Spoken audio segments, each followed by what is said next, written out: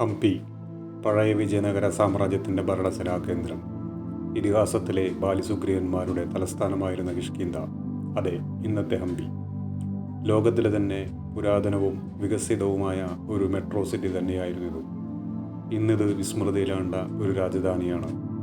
ഇന്നീ നഗരം യുനെസ്കോയുടെ അംഗീകാരമുള്ള ആർക്കിയോളജിയുടെ കീഴിലുള്ള സംരക്ഷിത പ്രദേശമാണ്. ആധുനിക എഞ്ചിനീയറിംഗിനോട് ഉത്തരോത്തരം കിടപിടിക്കുന്ന, അതല്ലെങ്കിൽ അല്പം ഉയർന്നു തന്നെ നിൽക്കുന്ന നിർമ്മാണ വൈഭവമാണ് ഈ നഗരത്തിൽ കാണാനാവുക.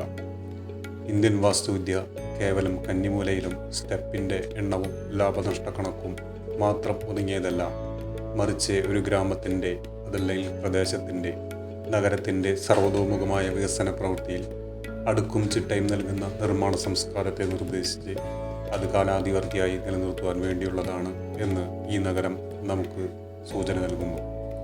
ആ നിർദ്ദേശങ്ങളാവട്ടെ ക്ഷേമത്തിനും ഐശ്വര്യത്തിനും അഭിവൃദ്ധിക്കും വേണ്ടിയാവുമ്പോൾ അവിടെ നമ്മുടെ തനത് നിർമ്മാണ സംസ്കാരത്തിന് കൂടുതൽ മഹത്വം നൽകുന്നു.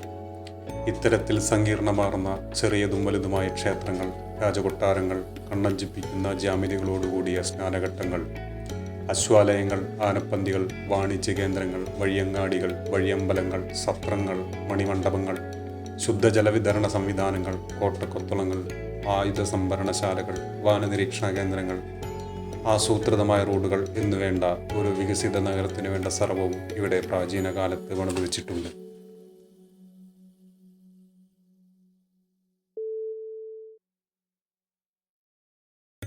തുംഗഭദ്ര നദിയുടെ ഓളങ്ങൾ തഴുകിയ ഹംപിയുടെ കൽമണ്ണ് എന്നും കാർഷിക സമൃദ്ധിയുടെ വിളനിലങ്ങളായിരുന്നു.